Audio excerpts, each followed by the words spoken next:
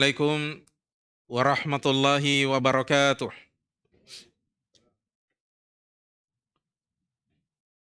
Innal hamdalillah nahmaduhu wa nasta'inuhu wa nastaghfiruh wa na'udzu billahi min shururi anfusina wa min sayyiati a'malina. May yahdihillahu fala mudhillalah wa may yudlil fala hadiyalah. Wa asyhadu an la ilaha illallah wahdahu la syarikalah wa asyhadu anna Muhammadan 'abduhu wa rasuluh. Ya ayyuhalladzina amanu taqullaha haqqa tuqatih wa la tamutunna illa wa antum muslimun. Amma ba'd, fa inna asdaqal hadithi kitabullah wa khairal hadi hadi Muhammadin sallallahu alaihi wasallam wa syarrul umur muhdatsatuha wa kullu muhdatsatin bid'ah wa kullu bid'atin dhalalah.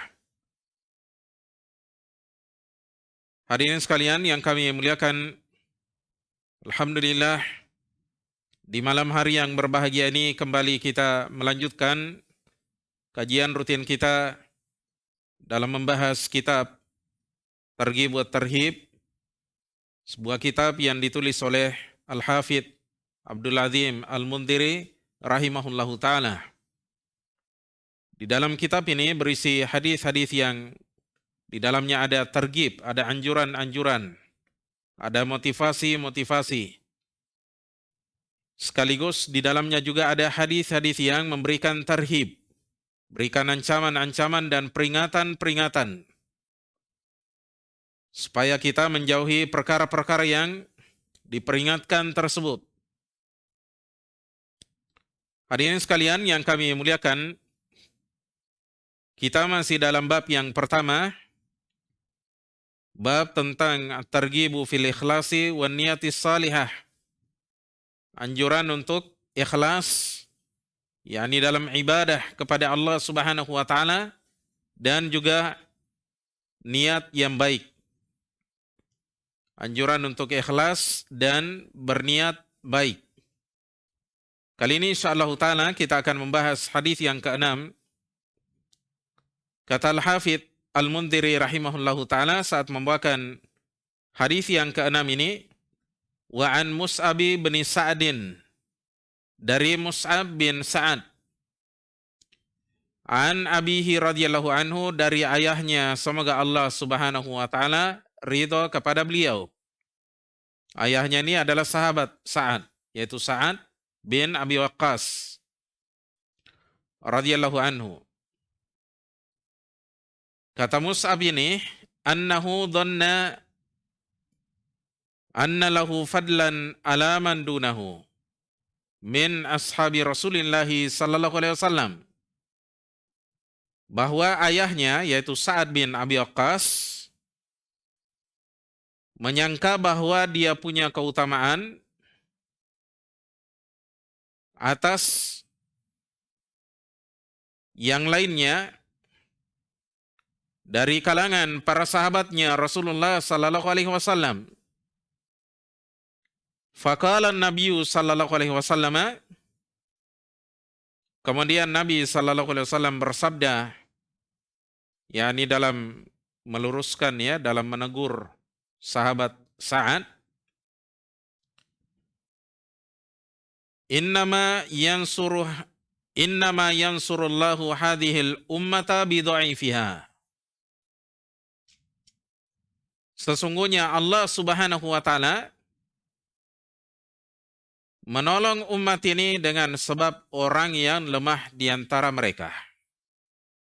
Sesungguhnya Allah menolong umat ini dengan sebab orang yang lemah di antara mereka. Bida'awatihim wa salatihim wa ikhlasihim. Dengan sebab doanya mereka, salatnya mereka, dan keikhlasannya mereka. Iya. Rawahun Nasa'i wa ghairuhu. Hadis ini diriwayatkan oleh An-Nasa'i dan selainnya. wa huwa fil Bukhari wa ghairihi duna dzikril ikhlas. Dan hadis ini terdapat dalam Sahih Al-Bukhari dan yang lainnya tanpa penyebutan ikhlas. Dalam riwayat Al-Bukhari disebutkan, innama tunsaruna bidu'afaikum, hanyalah kalian diberikan pertolongan dengan sebab orang-orang du'afa, orang-orang yang lemah di antara kalian. Ini dalam riwayat Al-Bukhari tidak disebutkan sebabnya mereka mendapatkan pertolongan dengan keberadaan orang-orang ya lemah di antara mereka. Ya, tidak disebutkan ya karena doanya mereka, karena ya salatnya mereka, karena keikhlasannya mereka. Ini tidak disebutkan dalam riwayat Al-Bukhari. Nabi SAW hanya bersabda, innama tunsaruna bidu'afaikum. Hanyalah kalian itu diberikan pertolongan karena orang-orang lemah di antara kalian. Hadirin sekalian yang kami muliakan, demikian lafaz hadis yang akan kita kaji pada majelis kali ini insyaallah taala. Hadis yang ke-6 dalam bab yang pertama ini, seperti biasanya setelah kita bacakan lafaz hadisnya, kita kembali ke awal dari lafaz hadis ini untuk kita kaji lebih mendalam lagi insyaallah taala. Pertama kita akan jelaskan biografi ringkas bagi sahabat yang meriwayatkan hadis ini. Dalam hal ini adalah sahabat Sa'ad bin Abi Waqqas radhiyallahu anhu. Kemudian yang kedua kita akan berikan syarah, berikan penjelasan terhadap hadis ini supaya kita mengerti apa yang diinginkan oleh Rasulullah SAW dari hadis yang beliau sampaikan ini. Kemudian yang ketiga kita akan takhrij, kita akan jelaskan siapa di antara ulama yang meriwayatkan hadis ini di dalam kitab-kitab hadis mereka. Kemudian yang keempat dan terakhir insyaallah taala kita akan nukilkan sejumlah faedah dari nukilan kalamnya para ulama kita ya, sehingga ada yang bisa kita tulis, ada yang bisa kita bawa pulang. Ini yang kita inginkan dari setiap pembahasan hadis-hadis yang ada di dalam kitab At-Targhib wa Tarhib. Ya, kita ingin mengambil ya faedah dan pelajaran darinya. Karena ini puncak dan tujuan dari adanya kajian-kajian hadis yang kita adakan. Hari ini sekalian yang kami muliakan, kita kembali ke awal dari lafaz hadis ini, hadis yang ke-6 dari kitab At-Targhib wa Tarhib. Kata Al-Hafidz Al-Mundhiri rahimahullahu ta'ala saat membawakan hadis yang ke-6 ini, wa'an Mus'ab bin Sa'din, dari Mus'ab bin Sa'ad. Ini adalah anaknya Sa'ad bin Abi Waqqas.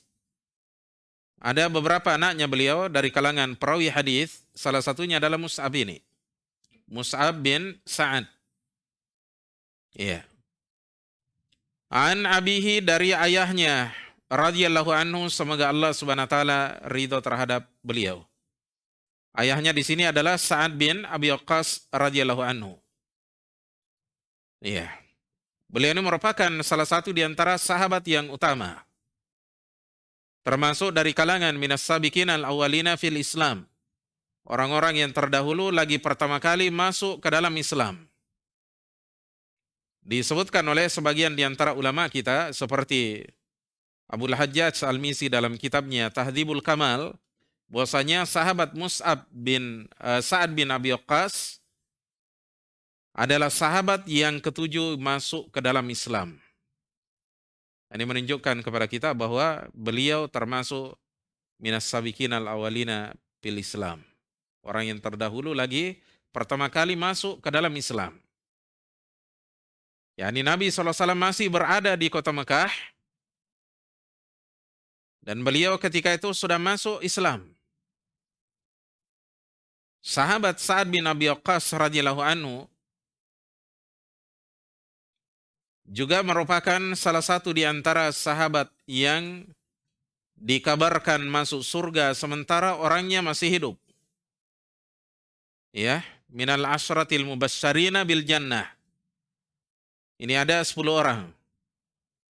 Ya, 4. Yang pertama adalah Khulafaur Rasyidin, Abu Bakar As-Siddiq, Umar, Utsman, Ali bin Abi Thalib. Kemudian yang kelima adalah sahabat Sa'ad bin Abi Waqqas. Yang keenam adalah sahabat Talhah bin Ubaidillah. Kemudian Amir bin Al-Jarrah, Abdurrahman bin Auf.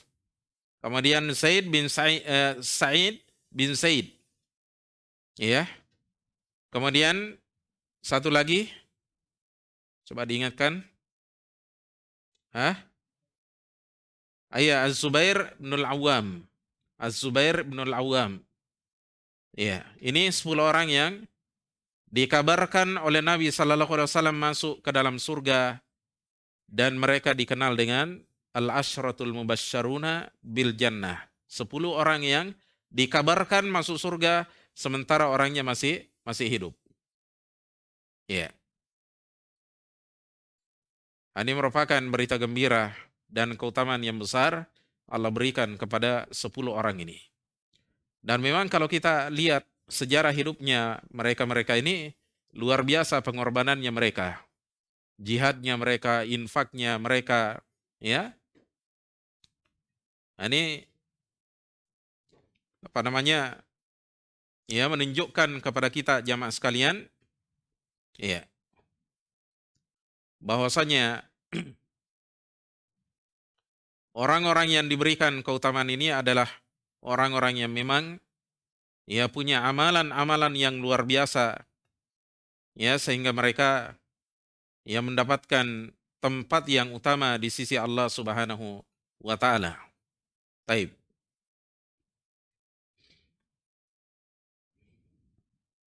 Sahabat Sa'ad bin Abi Waqqas radhiyallahu anhu merupakan sahabat yang dikenal sebagai sahabat yang hebat dalam menunggang kuda. Bahkan disebutkan sebagian ulama, beliau adalah awwalu fursanil muslimin. Orang yang pertama kali menjadi pasukan berkuda di kalangan kaum muslimin. Beliau juga dikenal sebagai sahabat yang ulung dalam menggunakan panah. Ya, beliau pendekar panah ya dari kalangan Quraisy. Ya, orang yang sangat ya lihai dalam menggunakan panah. Oleh karena itu ketika beliau perang misalnya, hampir panahnya beliau tidak pernah meleset ketika dia bidikkan ke arah kaum musyrikin. Oleh karena itu kaum musyrikin selama Sa'ad bin Abi Waqqas ada, mereka sangat segan ketika berhadapan dengan kaum muslimin. Taib. Sahabat Sa'ad bin Abi Waqqas radhiyallahu anhu juga merupakan sahabat yang sangat dekat dengan Rasulullah SAW karena beliau termasuk pasukan pengawal Rasulullah SAW. Ya, biasanya Nabi SAW kalau pergi jihad, di saat beliau beristirahat ada pasukan khusus yang mengawal Rasulullah SAW. Salah satunya adalah Sa'ad bin Abi Waqqas. Menunjukkan kepada kita bahwasanya beliau orang yang dipercaya oleh Nabi SAW. Ya, jadi sekarang ini ada pasukan apa presiden ya, pas pampres ya. Nah, itu juga di zamannya Nabi SAW ada. Nah, cuma mungkin tidak sebanyak dan tidak secanggih sekarang ini ya. Lengkap ya senapannya, pistolnya. Kalau di zaman dulu kan ya senjata masih sederhana ya. Taib. Paling mereka menggunakan pedang. Taib. Kemudian sahabat Sa'ad bin Abi Waqqas radhiyallahu anhu, setiap kali Rasulullah sallallahu alaihi wasallam mengikuti peperangan, maka pasti beliau hadir di situ. Ya. Semua peperangan yang diikuti oleh Rasulullah sallallahu alaihi wasallam, Sa'ad bin Abi Waqqas ada di situ. Mulai dari perang Badar sampai kepada peperangan-peperangan setelahnya, perang Uhud, perang Khandaq, perang Tabuk. Sa'ad bin Abi Waqqas radhiyallahu anhu pasti ada di situ. Iya. Taib. Kemudian sepeninggalnya Rasulullah sallallahu alaihi wasallam, sahabat Sa'ad bin Abi Waqqas radhiyallahu anhu merupakan sahabat yang membuka negeri Kufah. Beliaulah yang membangun negeri Kufah. Iya. Jadi adanya negeri Kufah, ya beliau yang bangun ketika itu. Kemudian ketika beliau diangkat menjadi gubernur di wilayah Kufah, provinsi Kufah, beliau dipercayakan untuk menghadapi pasukan Persia, dan beliaulah yang berhasil mengalahkan mereka. Iya. Dan termasuk sejarah yang beliau ukir adalah kemenangan yang didapatkan oleh kaum muslimin ketika terjadinya perang Qadisiyah. Ya, perang Qadisiyah. Tapi ini kalau kita ingin sebutkan ya satu persatu keutamaannya beliau ini sangat banyak ya. Keutamanya sahabat Sa'ad bin Abi Waqqas ini. Taib. Dan beliau meninggal dunia pada tahun 55 Hijriah di suatu lembah yang bernama Al-Aqiq, lembah Al-Aqiq.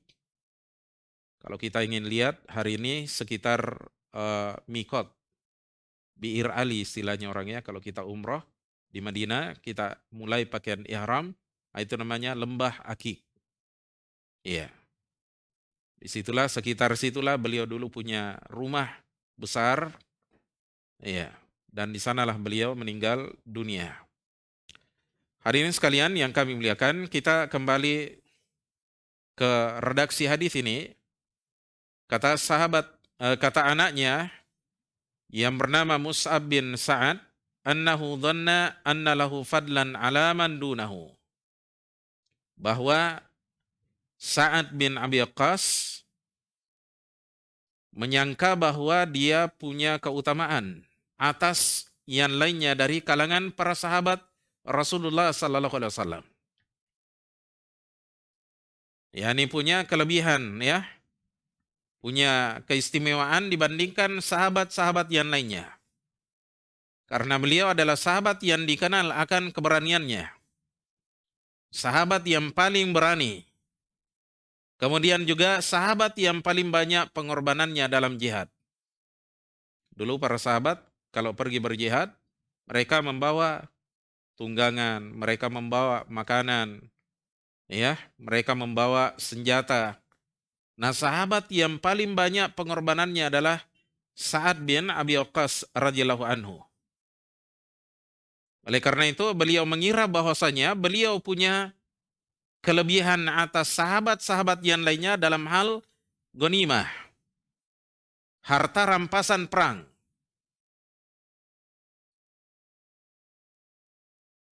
Kesalahpahaman yang seperti ini kemudian diluruskan oleh Rasulullah SAW.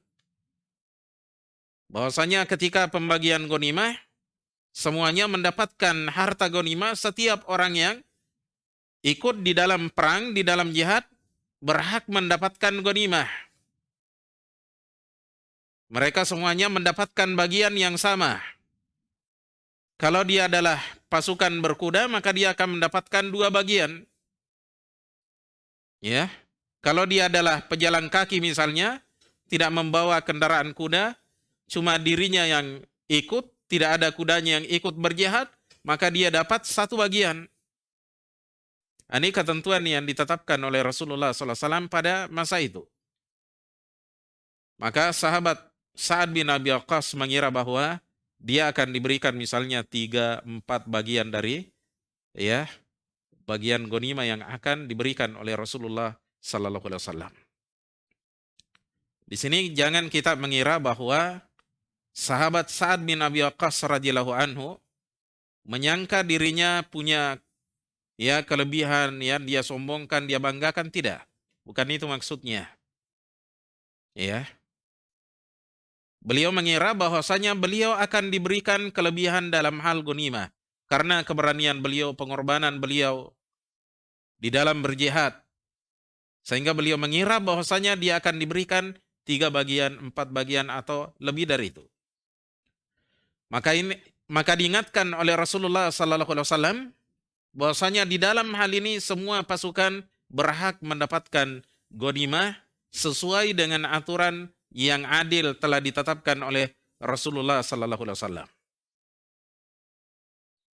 Apa kata Rasulullah sallallahu alaihi wasallam ketika mengingatkan sahabat Sa'ad bin Abi Waqqas radhiyallahu anhu? Kata Rasulullah sallallahu alaihi wasallam, "Innama yansurullahu hadhil ummata bidha'ifiha."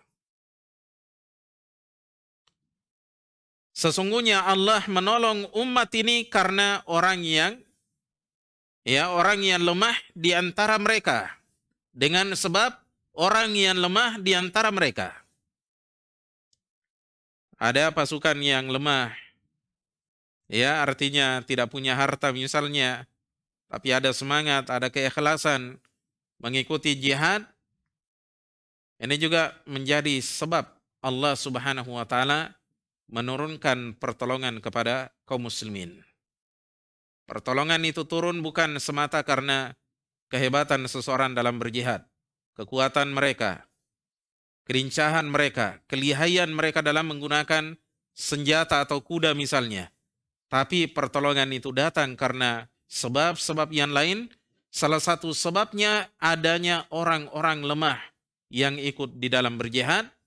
Bahkan ada di antara mereka yang tidak sempat ikut berjihad, tapi ada keinginan yang sangat kuat untuk ikut berjihad. Bahkan mereka menangis ketika melihat pasukan berangkat berjihad, sementara mereka tidak bisa ikut karena kelemahan mereka, kemiskinan mereka, atau mungkin karena sakitnya mereka. Ini ada di antara para sahabatnya Rasulullah SAW seperti ini keadaannya. Mereka tidak bisa ikut berjihad, berdinang air matanya ketika menyaksikan pasukan kaum muslimin berangkat berjihad di jalan Allah Subhanahu wa taala. Maka ini yang diingatkan oleh Rasulullah sallallahu alaihi wasallam, "Innama yansurullahu hadhil ummata bidha'ifiha." Sesungguhnya Allah menolong umat ini dengan adanya orang yang lemah di antara mereka. Bida'watihim wa salatihim wa ikhlasihim. Yaitu dengan sebab doanya mereka, salatnya mereka, dan keikhlasan mereka.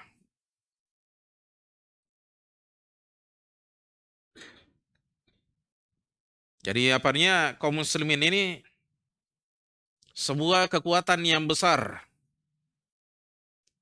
Umat yang dirahmati oleh Allah Subhanahu wa taala.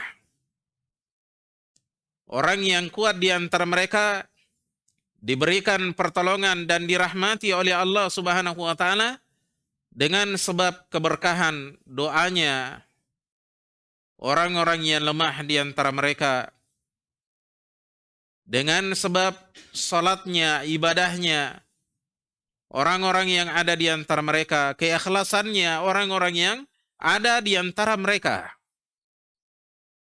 Ini menunjukkan kepada kita jamaah sekalian bahwa setiap ibadah yang ditunaikan oleh seorang mukmin di dalamnya ada keberkahan bagi umat ini.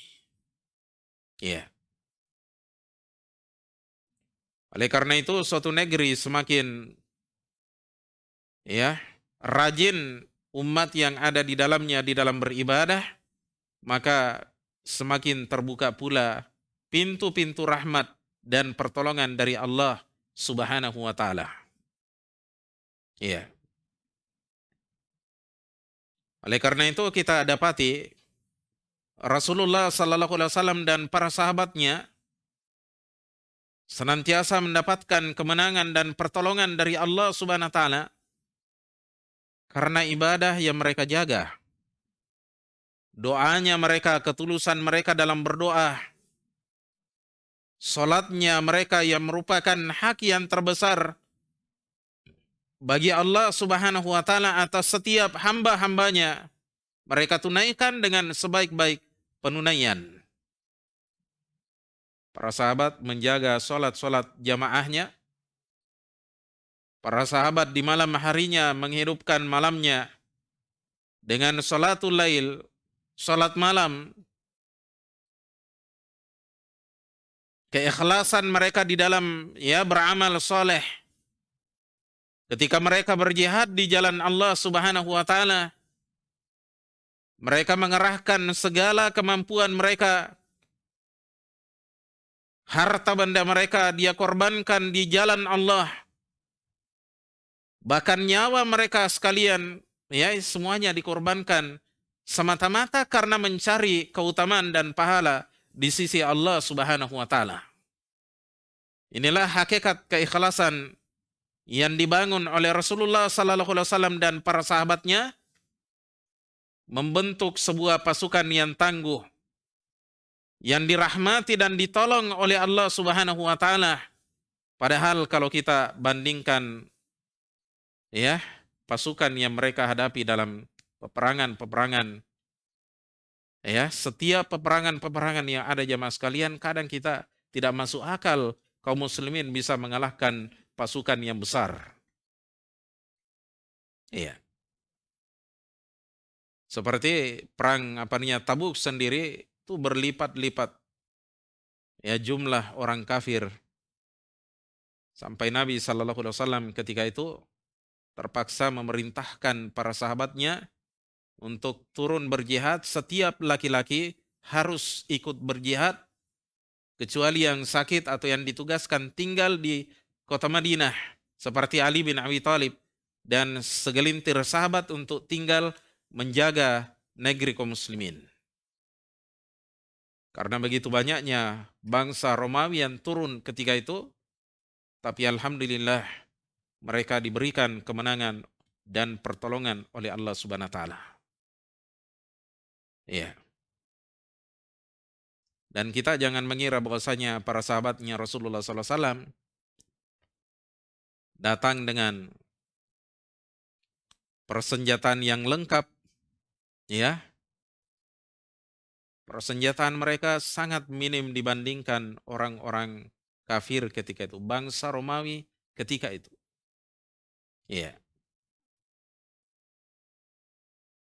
Jumlah mereka juga jauh lebih besar daripada jumlah pasukan kaum muslimin. Tapi karena mereka diberikan pertolongan oleh Allah Subhanahu wa taala, berkat doa-doanya mereka, terkhusus doanya orang-orang yang lemah, mereka diberikan pertolongan oleh Allah Subhanahu wa taala.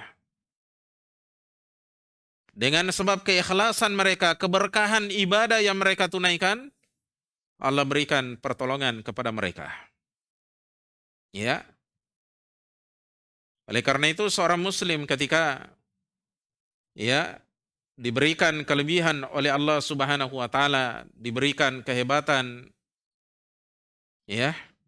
jangan pernah menganggap remeh orang-orang yang lemah di antara mereka. Para wanita, orang-orang miskin, orang-orang tua jompo, orang-orang yang sakit misalnya. Jangan pernah kita menganggap remeh mereka-mereka ini. Karena datangnya rahmat Allah, turunnya rahmat Allah Subhanahu wa taala dengan sebab keberadaan orang-orang ini. Karena mereka-mereka ini kadang karena kelemahannya justru mendatangkan rahmat Allah Subhanahu wa taala. Allah rahmati mereka, Allah sayangi mereka, Allah kasihani mereka. Ini sebabnya kaum muslimin mendapatkan pertolongan dari Allah Subhanahu wa taala.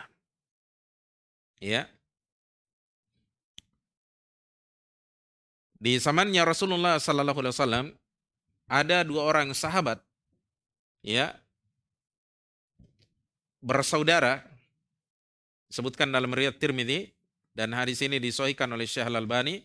Dua orang bersaudara ini, satunya bekerja mencari nafkah untuk menghidupi keluarganya, termasuk saudaranya yang belajar kepada Nabi sallallahu alaihi wasallam.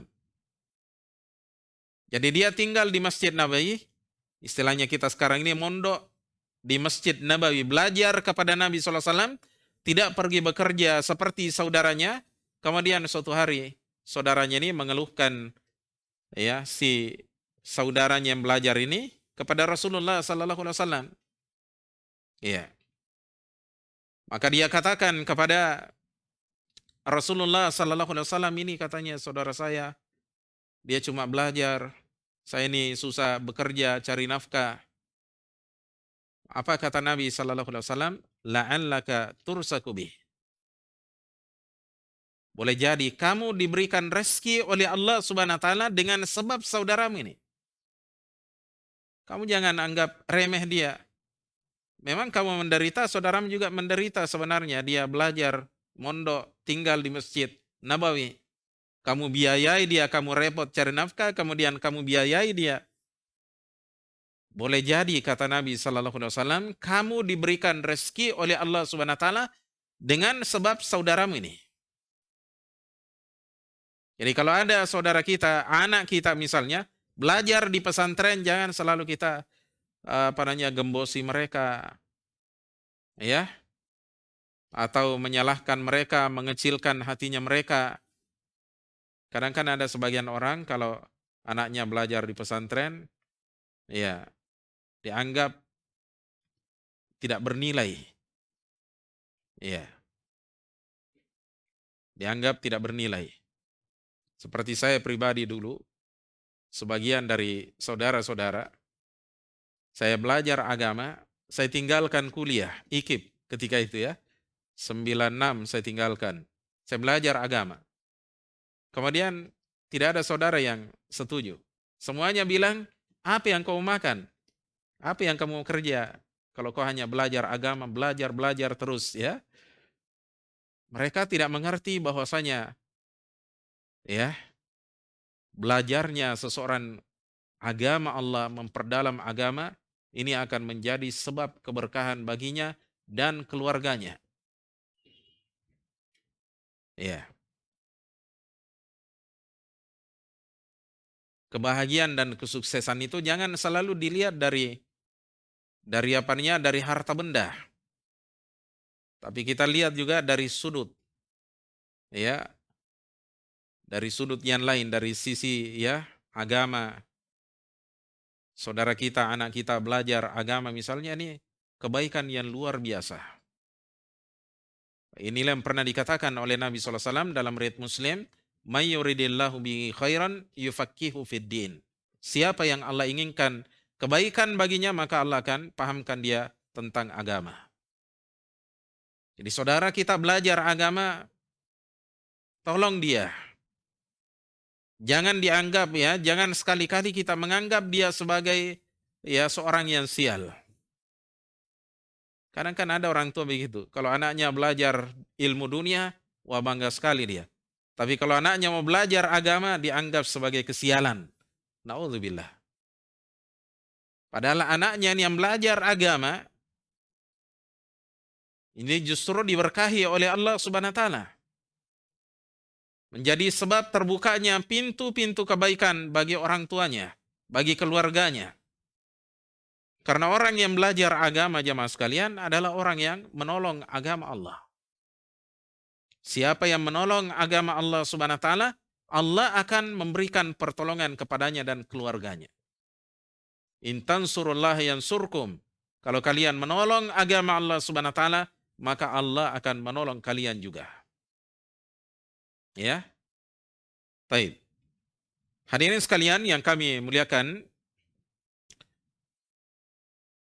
keikhlasan seorang hamba ini memberikan pengaruh terhadap dirinya dan juga umatnya. Ya. Oleh karena itu Rasulullah sallallahu alaihi wasallam pernah bersabda di dalam sebuah hadis yang diriwayatkan oleh Al-Imam Al-Bukhari dalam kitabnya Sahih Al-Bukhari, Rasulullah sallallahu alaihi wasallam bersabda di dalam hadis itu, "Tuba li 'abdin," keberuntungan bagi seorang hamba, akhadha bi anani farasihi fi sabilillah. Dia mengambil tali kekang kudanya di jalan Allah. As'atha ra'suhu magwaratan qadamah. Dalam keadaan acak-acakan kepalanya, berdebu kedua kakinya. In kana fil hirasati kana fil hirasah. Kalau dia berada pada tugas penjagaan, maka dia berjaga. Wa in kana fisaqati kana fisaqati. Kalau dia berada pada tugas pasukan belakang, maka dia berada di belakang. Maka Nabi katakan apa? Tuba.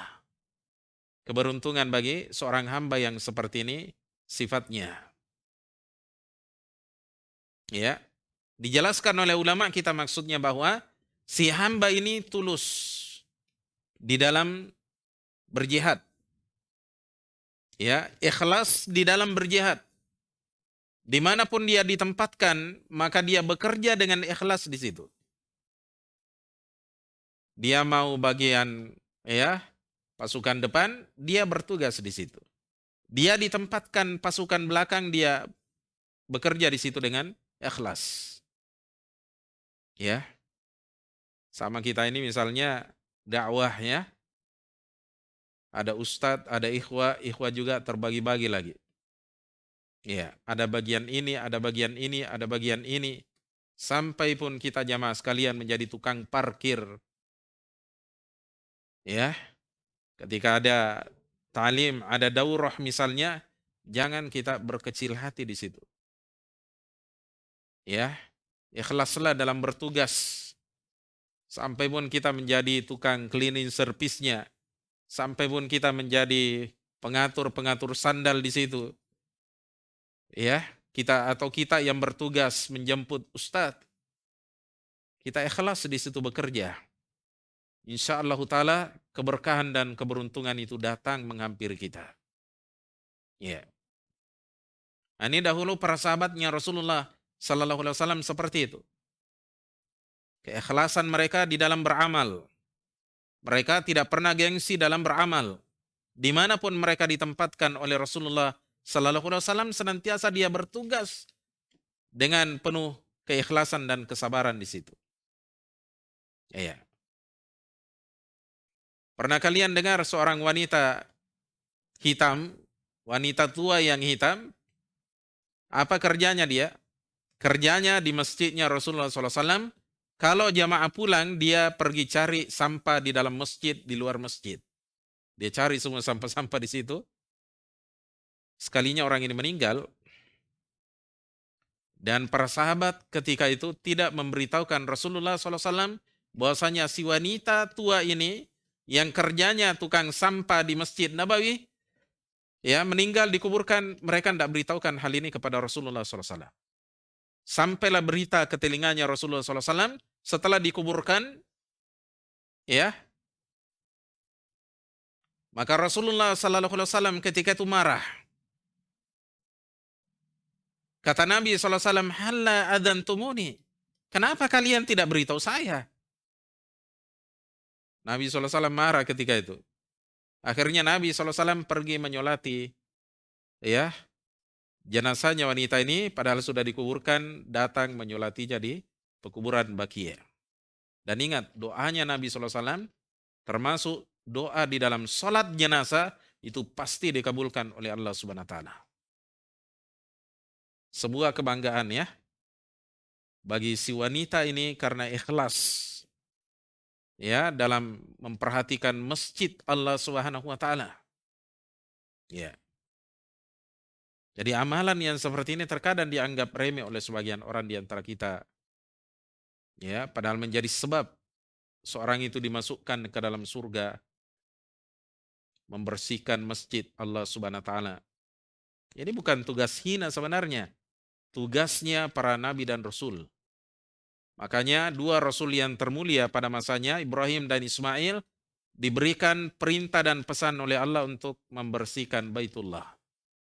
Wa ahidana ila Ibrahim wa Ismaila antahira baitiyah. Kata Allah Subhanahu wa taala, kami telah berpesan kepada Ibrahim dan Ismail, hendaknya kalian membersihkan rumahku. Baitullah. Jadi jangan masjid kita ini kotor ya. Harus bersih. Jangan sampai karatan ya, sudah kuning-kuning baru mau dibersihkan. Ya. Jadi seorang muslim itu senantiasa mencari jalan-jalan kebaikan dimanapun dia ditempatkan, maka dia bekerja di situ. Iya. Jangan pernah kita gengsi dalam mencari pahala di sisi Allah Subhanahu wa taala, sekalipun kita harus menjadi tukang sapu, menjadi tukang parkir, menjadi tukang ngatur sandal misalnya. Jangan kita canggung dalam hal-hal seperti ini. Karena keikhlasan kita akan bermanfaat bagi diri kita dan juga bahkan ya umat ini. Ya. Hadirin sekalian yang kami muliakan, hadis yang ada di depan kita ini diriwayatkan oleh Al-Bukhari rahimahullah taala dalam kitabnya Sahih Al-Bukhari. Bisa dilihat pada nomor hadis yang ke-2896. An-Nasa'i dalam sunannya pada nomor hadis yang ke-3117, 3178.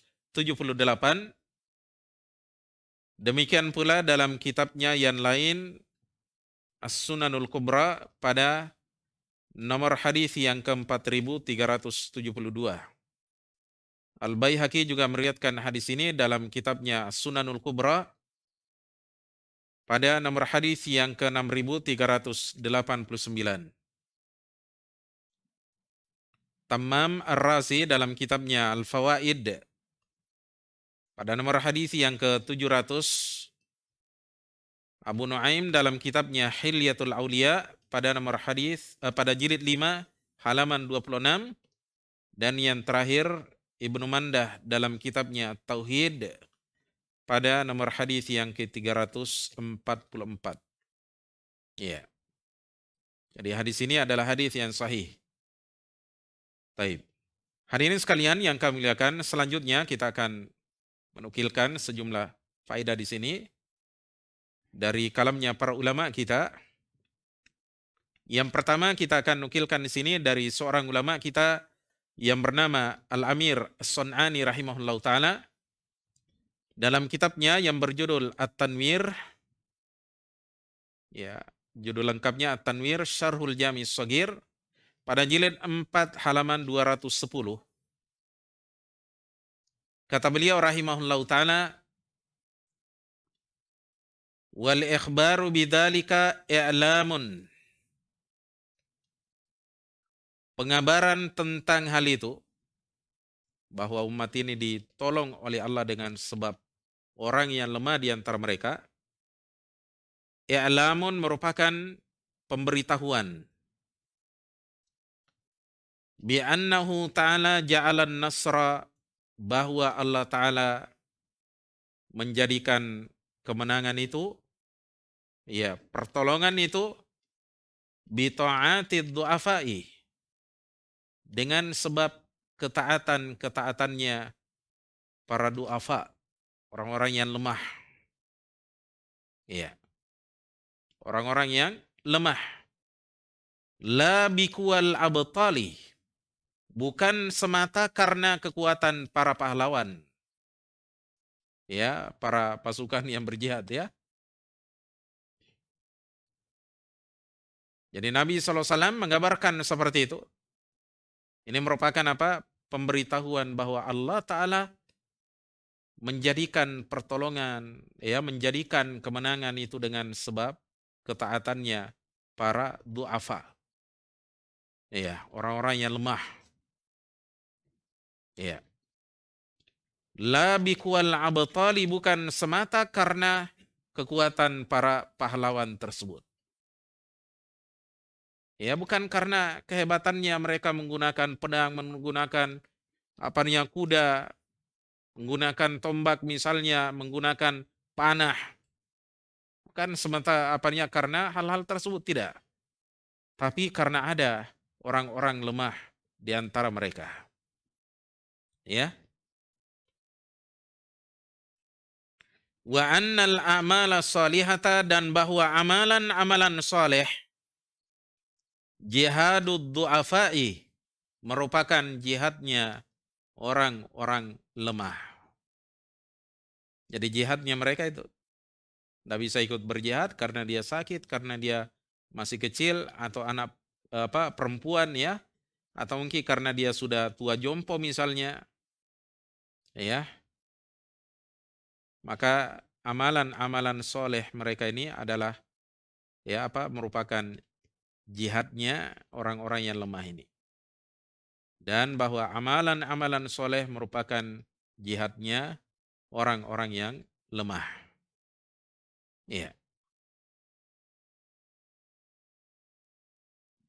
Makanya juga dalam sebagian riwayat, ya, disebutkan oleh Rasulullah SAW bahwasanya haji dan umroh itu adalah jihadu ad-du'afa, jihadnya orang-orang yang lemah. Iya. Jadi kaum wanita ketika itu bertanya kepada Nabi SAW, kita ini katanya tidak sama dengan kaum laki-laki, tidak bisa pergi berperang, ya, turun ke medan perang. Bagaimana kita ini supaya mendapatkan juga keutamaan seperti yang didapatkan oleh kaum laki-laki? Maka Nabi SAW menjelaskan kepada mereka bahwasanya haji dan umrah itu adalah jihad, jihadul mar'ah, jihadnya kaum wanita.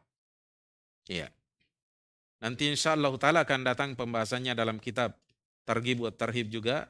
Insyaallah ada babnya tersendiri, jelaskan keutamaan haji dan umrah. Di situ Nabi SAW menjelaskan bahwasanya haji dan umrah adalah jihadnya para du'afa. Ya. Hadirin sekalian yang kami muliakan, kemudian faidah yang berikutnya kita nukilkan dari seorang ulama kita yang bernama Ibnu Battal Al-Qurtubi rahimahullah melalui kitab yang berjudul Dzakhiratul Uqbah di Syarhil Mujtaba pada jilid 26 halaman 311. Kata Ibnu Battal rahimahullah, ta'wilul hadithi, tafsirnya hadis ini kata beliau, anna du'afa'a asyaddu ikhlasan fid du'ai, bahwa orang-orang yang lemah lebih kuat keikhlasannya di dalam berdoa. Wa aktsaru khusyu'an fil ibadati, dan lebih banyak khusyuknya dalam ibadah. Kenapa jemaah sekalian? Li khala'i qulubihim anit ta'alluqi bisakhrafid dunya. Karena bersihnya hati mereka dari ketergantungan kepada keindahan-keindahan dunia. Artinya mereka orang lemah. Tidak ada yang mereka bisa andalkan dari kehidupan dunia ini. Hatinya mereka selalu tergantung kepada Allah Subhanahu wa taala. Harapannya selalu kepada Allah Subhanahu wa taala. Ingatannya selalu kepada Allah Subhanahu wa taala. Permintaannya selalu kepada Allah Subhanahu wa taala. Tidak ada kesombongan pada diri mereka. Tidak ada sikap bangga diri pada diri mereka, ya. Sehingga mereka mendapatkan curahan rahmat dari Allah Subhanahu wa taala, dan inilah yang menjadi sebab utama datangnya pertolongan Allah Subhanahu wa taala bagi kaum muslimin. Ya.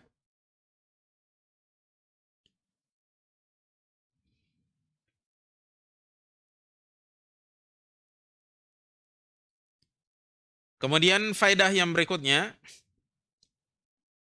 kita nukilkan dari seorang ulama yang bernama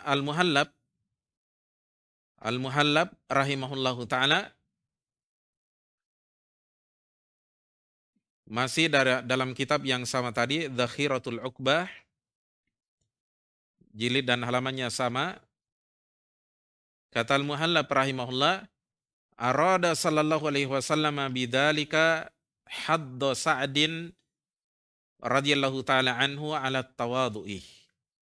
Nabi sallallahu alaihi wasallam menginginkan dengan sabdanya tersebut, ya, innama yansurullahu hadhil umma bi dhaifihim, Allah hanyalah menolong umat ini dengan sebab orang yang lemah di antara mereka. Katanya, kata Al-Muhallab, Nabi SAW menginginkan dengan hal itu untuk menganjurkan sahabat Sa'ad radhiyallahu anhu untuk berlaku tawadu. Ya, berlaku tawadu, merendah rendah hati ya. Iya. Wa nafyi zahwi ala ghairi, dan membuang kesombongan atas orang lain. Wa tarki ihtiqaril muslimi fi kulli halatin, dan tidak merendahkan seorang muslim dalam setiap keadaan. Jadi Nabi SAW mengingatkan kepada sahabat Sa'ad bin Abi Waqqas, ya kamu memang orangnya hebat dalam perang. Kamu memang paling banyak infaknya di dalam jihad fisabilillah. Tapi hal ini tidak penting kamu banggakan. Karena setiap orang dari kalangan kaum muslimin ini punya peran dalam kemenangan kita. Punya pengaruh dalam kemenangan kita. Sampai pun orang-orang yang tidak ikut berjihad, ya, mereka juga menjadi sebab kemenangan kaum muslimin dalam peperangan-peperangan mereka. Karena di belakang mereka mendoakan kita. Ya. Jadi Nabi SAW ingin menganjurkan ya, mendorong sahabat Sa'ad bin Abi Waqqas radhiyallahu anhu untuk bersikap tawadu, rendah hati. Jangan pernah bangga diri ya, sombong terhadap orang lain. Apalagi merendahkan ya seorang muslim. Oh kamu ndak ikut jihad. Oh kamu ikut jihad tapi kamu ndak sehebat saya. Ini ditegur oleh Nabi SAW. Ya. Taib. Hadirin sekalian yang kami muliakan, faidah yang berikutnya kita nukilkan dari Syekh Muhammad Nasruddin Al-Albani rahimahullahu taala melalui kitabnya yang berjudul At-Tawassul Anwa'uhu wa Ahkamu. Ya, atau disingkat saja At-Tawassul. Pada halaman 103 kata beliau rahimahullahu taala, faqad bayyana al-haditsu anna al-istinsara innama yakunu bidu'a'is salihin. Hadis ini kata beliau sungguh telah menjelaskan bahwasanya kemenangan hanyalah terjadi dengan sebab doanya orang-orang yang soleh. Ya. La bidawatihim wajahihim. Bukanlah dengan sebab diri mereka dan kedudukan mereka. Ya. Jadi hadis ini menjelaskan bahwasanya kemenangan ya atau ya permintaan kemenangan dari Allah Subhanahu wa taala dengan sebab doanya orang-orang soleh. Ya, kaum muslimin mendapatkan kemenangan karena doanya orang soleh di antara mereka, bukan karena ya jasad badannya mereka, dirinya mereka, bukan pula karena kedudukan mereka, tidak. Tapi dengan sebab keberkahan doanya orang-orang soleh di antara mereka, ya, dengan sebab amalan-amalan ibadah yang mereka kerjakan, dengan sebab keikhlasan mereka dalam ibadah-ibadah tersebut. Ya, menjadi sebab turunnya kemenangan dari Allah Subhanahu wa taala. Faedah yang berikutnya kita nukilkan dari Syekh Muhammad bin Shalih Al-Utsaimin rahimahullahu taala dalam kitabnya Syarh Riyadhis Shalihin. Kata beliau rahimahullahu taala pada jilid 3 halaman 113. Iya. Ad-du'afa'u sababun lin nasri wa sababun lirrizki. Orang-orang du'afa, orang-orang yang lemah merupakan sebab lahirnya kemenangan dan sebab datangnya rezeki. Ya. Tadi hadis yang saya bawakan ya, ada dua orang sahabat bersaudara di masanya Nabi SAW. Pernah suatu hari saudaranya ini mengeluhkan saudaranya yang belajar agama di Masjid Nabawi. Tidak pergi bekerja, dia cuma mondok. Maka saudaranya yang datang mengeluh kepada Nabi SAW, saya capek katanya bekerja. Saudara saya ini enak-enak tinggal saja di masjid belajar. Saya yang susah di belakang. Kata Nabi SAW, la'allaka tursaku bih. Ya, boleh jadi Allah Subhanahu wa taala akan memberikan rezeki kepadamu dengan sebab apa? Saudaramu ini. Kamu jangan terlalu besar kepala. Kamu kemudian kau rendahkan saudaramu ini. Kau keluhkan saudaramu ini. Ini justru saudaramu ini jadi sebab rezekimu datang. Ya. Fa idza hanna 'alaihimul insanu wa 'atafa 'alaihim. Apabila seorang manusia iba terhadap orang-orang yang lemah dan sayang terhadap mereka, wa atahum mimma atahullahu azza wa jalla, dan dia berikan kepada mereka di antara harta ya yang Allah berikan kepadanya, artinya kita infakkan sebagian harta kita kepada mereka. Kana dzalika sababan linnasri 'alal a'da'i.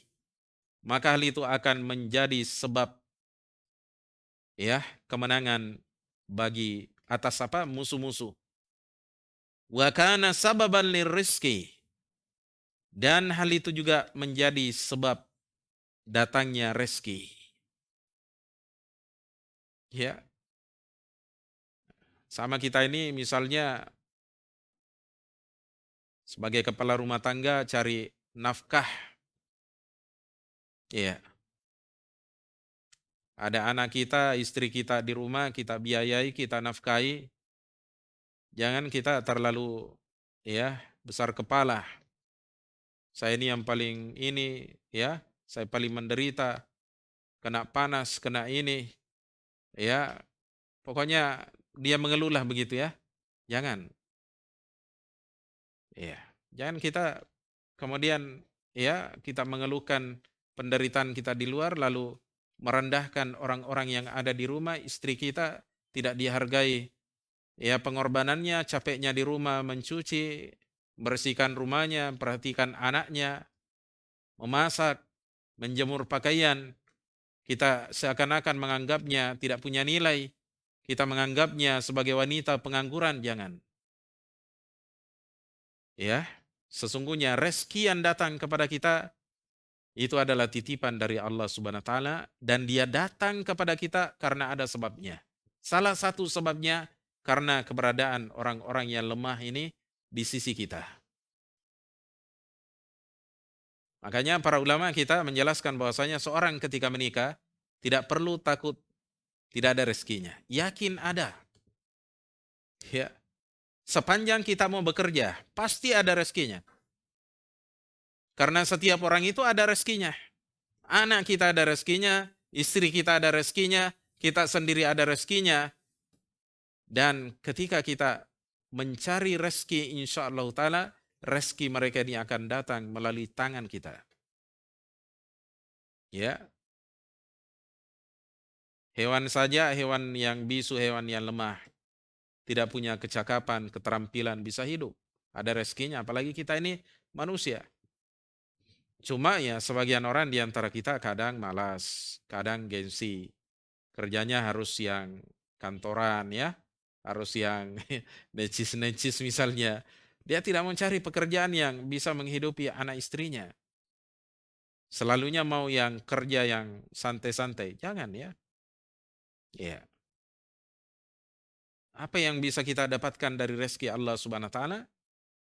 Ya, maka kita kejar rezeki tersebut. Untuk kita gunakan menafkahi anak istri kita. Dari situ kita mendapatkan pahala. Ya. Apalagi kalau kita sadari bahwa ketika kita menafkahi anak istri kita atau mungkin orang tua yang hidup bersama kita, mertua yang kita tanggung juga, ya kita niatkan untuk membantu mereka ini, menolong mereka. Kita harus camkan selalu sabdanya Nabi SAW dalam riwayat Muslim, Allahu fi aunil abdi makanal abdu fi auni akhi. Allah senantiasa menolong seorang hamba selama dia mau menolong saudaranya. Ya, pertolongan yang paling besar jamaah sekalian seorang suami menafkahi dan menanggung hidupnya, anak-anak dan istrinya, keluarganya yang ada di dalam rumahnya. Ya, cuma kadang ada sebagian di antara kita tidak menyadari hal-hal yang seperti ini sehingga dia bekerja tidak ikhlas, dia bekerja seakan-akan menjadi beban dalam hidupnya. Padahal andaikan dia mengerti bahwa apa yang dia infakkan dari nafkahkan untuk anak istrinya, di situ ada pahala yang besar baginya insyaallah taala. Keringatnya tidak akan sia-sia. Ya. Hadirin sekalian yang kami muliakan, ya. Faedah yang berikutnya,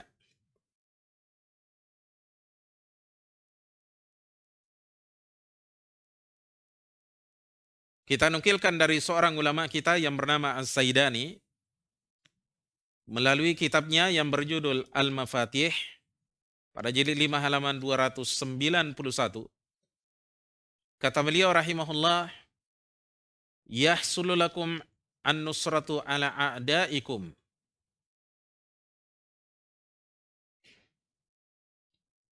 Akan tercipta bagi kalian kemenangan atas musuh-musuh kalian.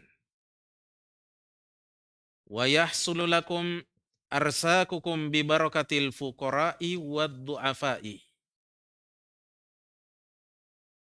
Dan akan datang kepada kalian rezeki-rezeki kalian dengan sebab keberkahan orang-orang fakir dan orang-orang lemah. Fa'akrimuhum, lantaran itu muliakanlah mereka. Muliakan mereka, jangan justru direndahkan. Ya, ada pengemis datang ke rumah kita, jangan direndahkan ya. Jangan dibentak, jangan dimarah-marahi. Ya, jangan kita melarikan diri. Kadang kan ada di antara kita kalau ada pengemis datang sembunyi dalam rumahnya. Ya. Alasannya apa? Oh, ya nanti terbiasa dia datang. Kalau terbiasa dan memang ada yang bisa kita infakkan, apa salahnya? Ya. Kalau memang kita khawatirkan dia menjadi pengangguran, pemalas, padahal dia masih kuat untuk ya bekerja misalnya, kita berikan infak kepadanya sambil kita nasihati. Ya. Dan ingat ya mas sekalian, ada masanya nanti semua orang yang akan jadi kaya, tidak ada lagi orang yang akan menerima sedekah kita. Jadi selama ada orang miskin jamaah sekalian, itu nikmat bagi kita.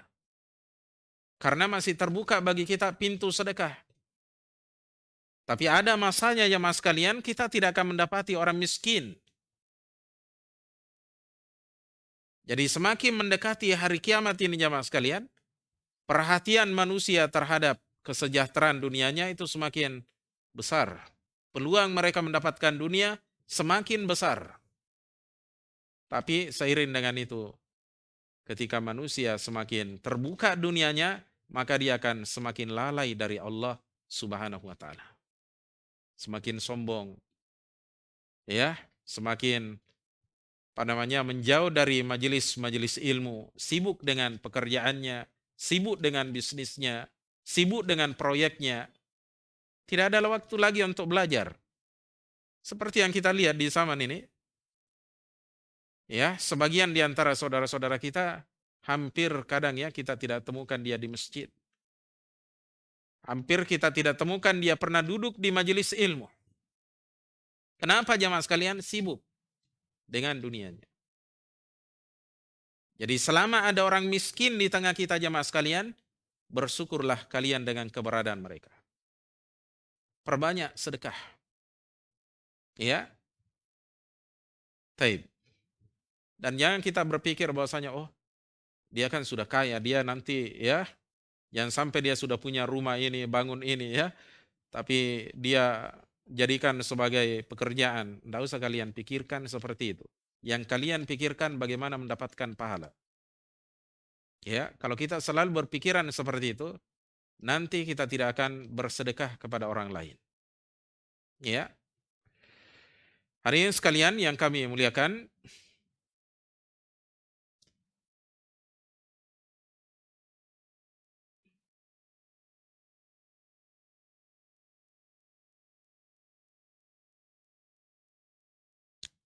saya carikan dulu faidah.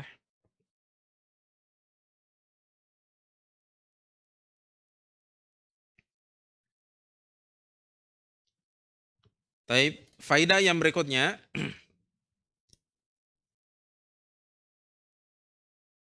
kita nukilkan dari seorang ulama kita yang bernama Abdurrahman bin Nasir As-Sa'di rahimahullah. Dalam kitabnya yang berjudul Bahjatu Qulubil Abrar, pada halaman 170 kata beliau rahimahullah, "Fahadzal haditsu fihi annahu la yanbaghi lil aqwiya'il qadirina ay yastahinu bid du'afa'il ajizin." Di dalam hadis ini kata beliau, terdapat faidah, ya, pelajaran bahwa tidak sepantasnya bagi orang-orang yang kuat dan orang-orang yang mampu, tidak sepantasnya apa jamaah sekalian, untuk merendahkan orang-orang lemah,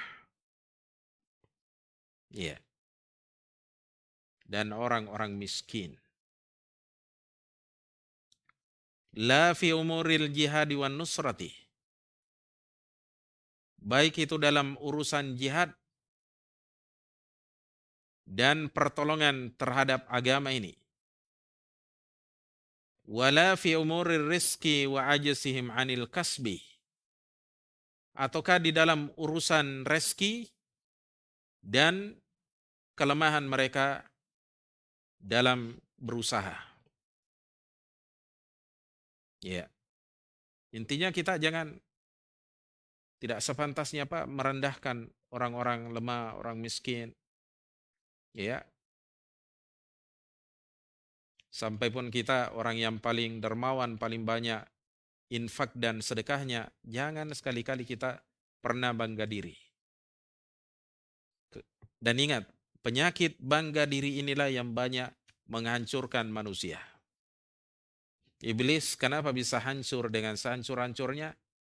Karena dia selalu bilang, saya paling ini. Ana khairum minhu. Saya lebih bagus daripada Nabi Adam. Ketika disuruh sujud sebagai bentuk penghormatan kepada Nabi Adam, karena sujud waktu itu masih boleh dilakukan sebagai bentuk penghormatan, ya, setelah itu dihapus, ya, di dalam syariat kita ini. Ketika itu disuruh bersujud. Adam, ya, tidak mau karena dia bangga diri. Dia merendahkan Nabi Adam alaihi salatu wassalam. Saya ini katanya lebih bagus daripada Nabi Adam, mestinya dia yang sujud sama saya. Khalaqtani min narin wa khalaqtahu min tin. Engkau ya Allah menciptakan Adam ini, saya ini dari api. Ya.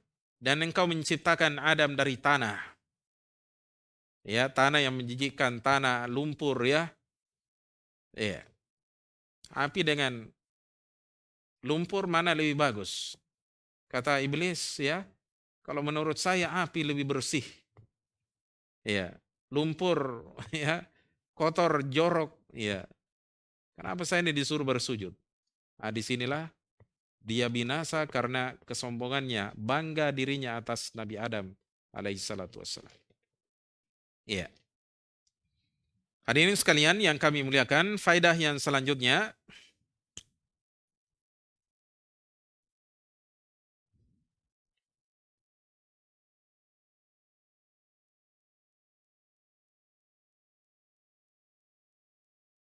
kita nukilkan di sini dari, ya, seorang ulama kita yang bernama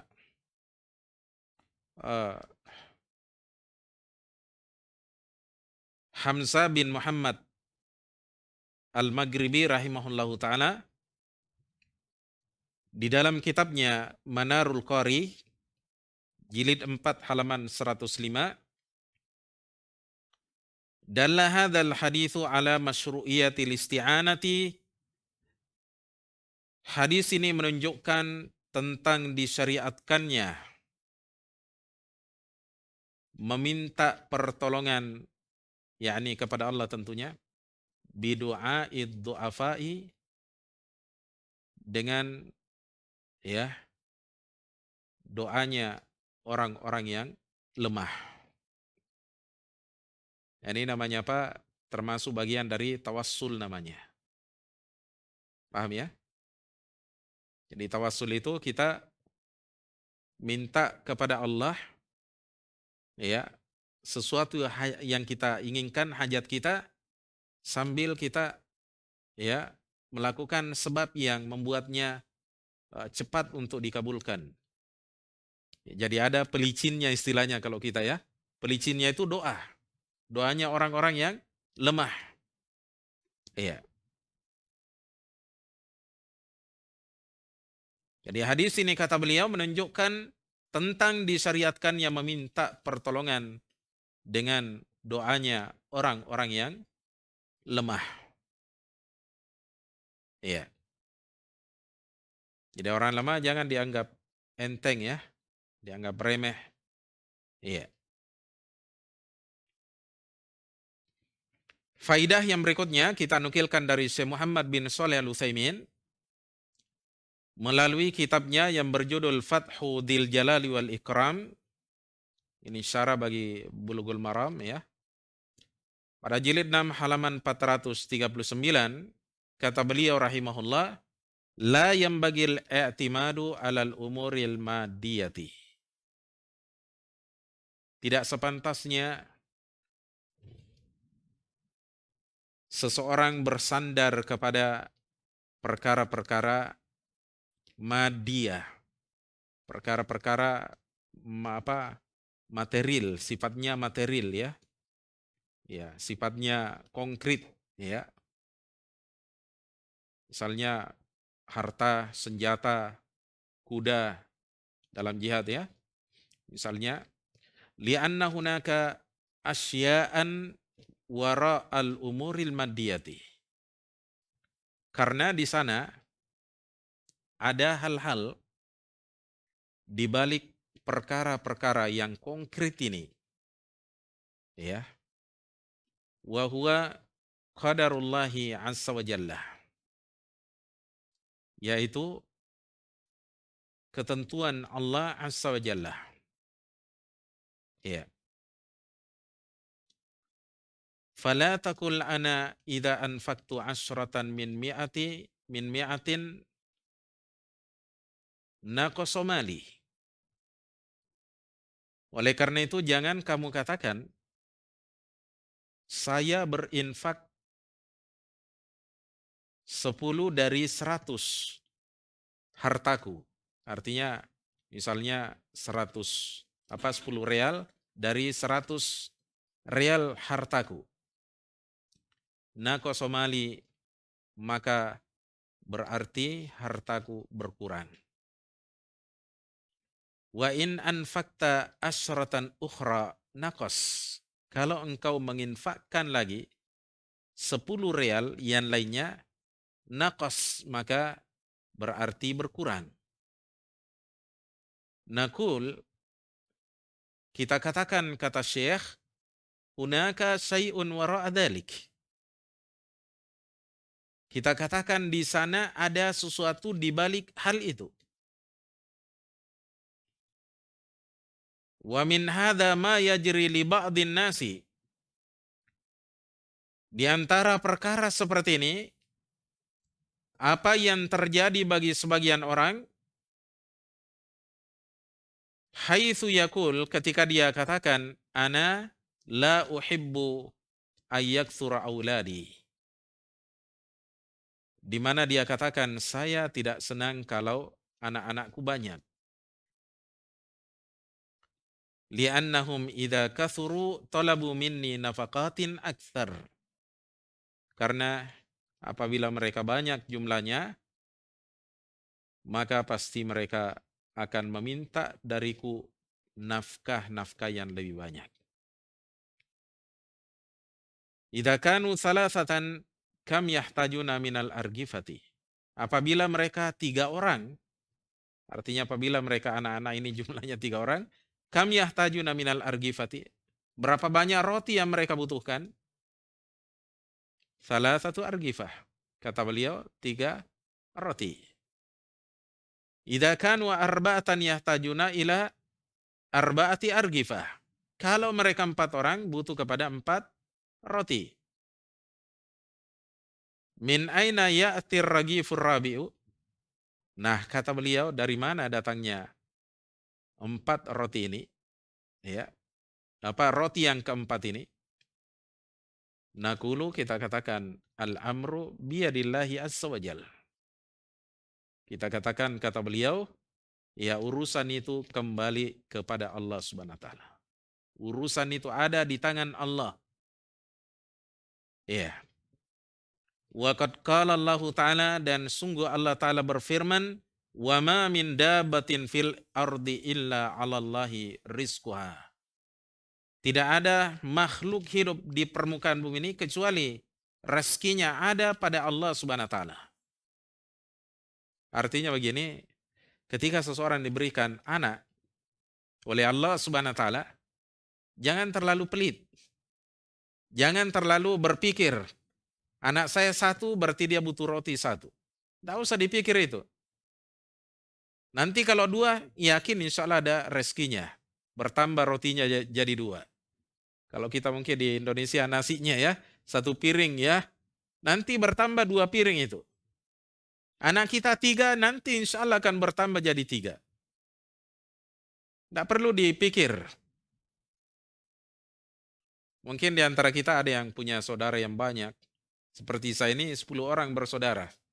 Dan orang tua tergolong miskin. Tapi semua anaknya punya rezeki masing-masing. Orang tua bersabar mencari nafkah. Semua anaknya bisa hidup, dapat rezeki semuanya. Dan semuanya ada pekerjaannya. Mungkin anak-anak kita masih kecil-kecil ya. Memang kita agak susah ya. Repot ngurusi, sabar saja. Sambil kita doakan mereka ya supaya diberikan kebaikan dunia dan akhirat. Insya Allah masing-masing manusia itu ada rezekinya. Urusan rezeki ini ada di tangan Allah. Kadang pun ada orang kaya, ya dahulu dia berasal dari keluarga kaya, tiba-tiba bangkrut.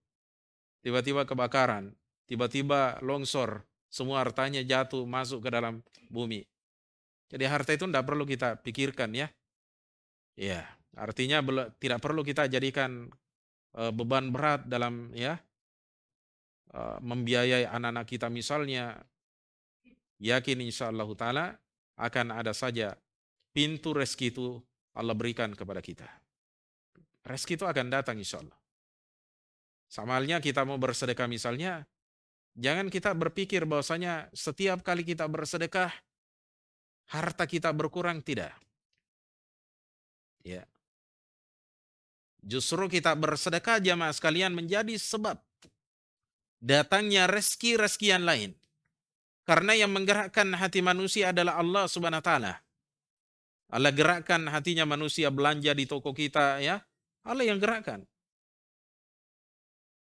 Ya. Allah yang gerakkan hati manusia untuk memberikan sesuatu kepada kita. Saya kadang ya dapat sesuatu dari sebagian orang, kadang saya tidak berpikir, dari mana ini? Kenapa bisa ada orang yang tergerak hatinya mengirimkan sesuatu kepada saya? Padahal saya tidak minta. Pernah ada yang hubungi saya, Ustadz boleh saya kirimkan ke infak? Saya mau berinfak ini. Untuk siapa? Untuk pondok atau untuk saya? Katanya untuk Ustadz. Masya Allah ya. Rezeki yang seperti ini di luar dari nalar kita. Kenapa orang terpanggil bersedekah sama kita? Padahal banyak ustadz, saya pribadi ustadz ya. Banyak ustadz di Indonesia ini, di Makassar ini, banyak ustadz. Tapi kenapa orang ini tergerak hatinya ngirimkan ke saya? Saya juga tidak kenal orangnya, ya. cuma kenal lewat HP, lewat WA, dia dapatkan nomor saya dari orang lain, kemudian dia hubungi saya. Jadi urusan rezeki kembali lagi bahwa kembali kepada Allah Subhanahu wa taala. Ya. Baik. Termasuk kemenangan ya dalam peperangan misalnya dalam jihad. Baik. Hadirin sekalian yang kami muliakan, faedah yang berikutnya kita nukilkan dari seorang ulama kita yang bernama Abdul Rauf Al-Munawi dalam kitabnya Faidul Qadir pada jilid 6 halaman 354. Kata beliau rahimahullah, wastadalla bihi syafi'iyatu. Para ulama Syafi'iyah berdalil dengan hadis ini ala nadbi ikhrajis suyukhi was-sibyani fil istisqa'i. Tentang dianjurkannya mengeluarkan orang-orang tua jompo dan anak-anak kecil ketika sholat istisqa. Supaya apa?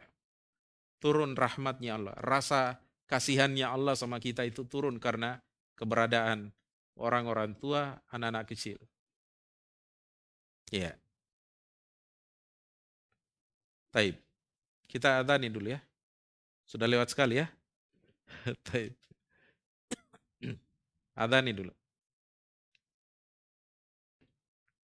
Faidah yang berikutnya kita nukilkan dari seorang ulama yang bernama Muhammad bin Ali Al-Ithiyubi dari Ethiopia, Ithiyubi. Dalam kitabnya Dhakhiratul Uqba jilid 26 halaman 311. Kata beliau ketika memetik faidah dari hadis ini, wa minha anna rif'atal qadri 'indallahi ta'ala laisat bil madhari. Di antara faidahnya hadis ini bahwa ketinggian derajat di sisi Allah bukanlah berdasarkan penampilan lahiriah. Bukan karena kita kuat, kita kaya, bukan ya. Kita hebat, kita pintar, bukan. Wa innama hiya bittaqwa. Sesungguhnya hal itu hanyalah dengan ketakwaan. Sesungguhnya hal itu hanyalah dengan ketakwaan. Wal ikhlasi wal wara'i. Serta keikhlasan dan wara'. Wara' itu kehati-hatian dari perkara yang samar. Ini halal atau haram ini? Kita tinggalkan. Itu namanya wara'. Taib. Kama qala Allah Ta'ala, sebagaimana Allah Ta'ala firmankan, inna akramakum 'indallahi atqakum. Sesungguhnya orang yang paling mulia di antara kalian di sisi Allah adalah orang yang paling bertakwa di antara kalian. Adalah orang yang paling bertakwa di antara kalian. Ini dalam surah Al-Hujurat ya. Pada ayat yang ke-13. Kemudian faidah yang berikutnya, wa minha di antaranya kata beliau istihbabul ghaswi ma'ad du'afai. Di antara faidahnya hadis ini adalah dianjurkannya berperang bersama dengan orang-orang lemah. Raja'an nasri bisababihim, karena mengharapkan kemenangan dengan sebab mereka, yakni dengan sebab kehadiran mereka dalam jihad. Ya. Oleh karena itu Rasulullah SAW ketika melakukan jihad, semua sahabat yang ingin ikut jihad, miskin, kaya, semuanya ikut. Sampai ada kasihan sebagian di antara sahabat menjadi rajilah namanya, yaitu jalan kaki. Karena tidak ada kendaraannya. Ya. Ada yang bawa kendaraan, itu pun juga dia bawa serta temannya yang tidak punya kendaraan. Tapi masih tetap ada saja yang berjalan kaki. Jadi banyak di zaman itu orang-orang miskin, sahabat-sahabat yang miskin tetap ikut berjihad dan tidak dilarang oleh Nabi sallallahu alaihi wasallam karena keberadaan mereka penting. Ya, Karena orang yang tidak punya biasanya lebih khusyuk dalam doanya, lebih ikhlas, lebih dekat hatinya kepada Allah Subhanahu wa taala. Ya, tawakalnya, ketergantungannya lebih kuat dibandingkan orang-orang yang punya. Ya, taib. Kemudian faedah yang terakhir masih dari Syekh Muhammad bin Ali Al-Ithiyubi, wa minha fadilatud du'ai was salati wal ikhlasi lillahi subhanahu wa ta'ala. Di antara faedahnya hadis ini kata beliau adalah keutamaan doa. Ya, jadi dalam hadis ini ada keutamaan apa? Doa, salat dan keikhlasan kepada Allah Subhanahu wa taala. Haitsu kanat sababan lintisaril juyusi ala a'da'il Islam. Di mana semua perkara ini menjadi sebab bagi kemenangan pasukan atas ya musuh Islam.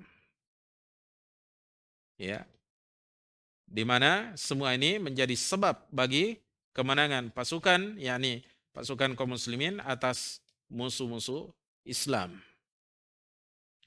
Tapi saya kira demikian apa yang perlu kita jelaskan pada majelis kali ini. Ya, jadi seperti inilah model kajian kita, kajian hadis yang kita lakukan setiap pekan. Teman-teman ya bagus kalau bawa catatan sambil ini ya. Nanti saya akan pelan di dalam ceramah. Kita mencatat supaya dan dibawa pulang juga. Ada yang diingat ya. Oh dulu Ustadz ceramah begini. Masih ada catatanku ini ya. Tapi ini bukan paksaan ya. Jangan sampai ada yang tidak hadir lagi bilang, oh Ustadz kita dipaksa, disuruh, diperintah ya. Tidak.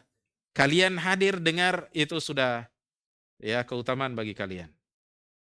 Saya kira demikian. Subhanakallahumma wa bihamdika asyhadu an la ilaha illa anta astaghfiruka wa atubu ilaik. Assalamualaikum warahmatullahi wabarakatuh.